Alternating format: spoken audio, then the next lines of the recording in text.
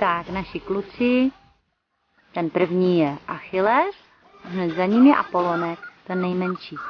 A kde se nám naše slečna schovala, ale už běží za námi. Už za námi běží. No, to šlape. Cestou to musí všechno očenichat. Afroditko, pojď. A jo. Tak to je ona. A dokonce už umí i někteří štěkat.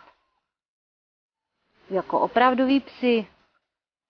A tady běží mamina spočítat, co je mladé. Jeden, druhý. A tady je třetí Afroditka. Jsou tady všichni. Ano, už se za ní hrnou. Už se za ní hrnou, pokoje jí nedají. Tak naše první vycházka venku.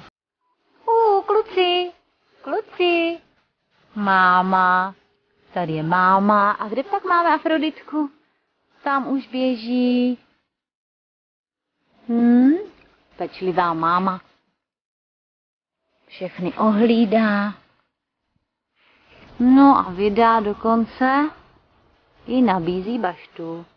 Kluci. Tak tady je máme.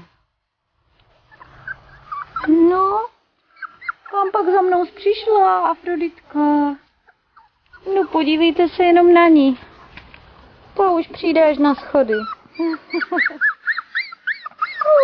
No prosím tě. Ahoj. No ano. No kde jsou ty ostatní? Dory, podívejte se jenom na...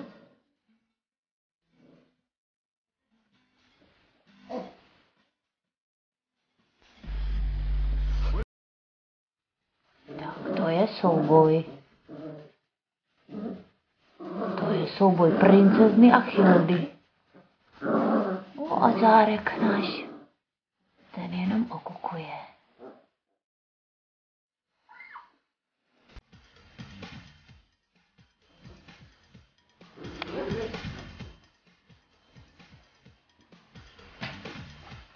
No jen se na ně podívejte, jak se to umí prát. A ženská začala. Afroditka. No ty, ano. No,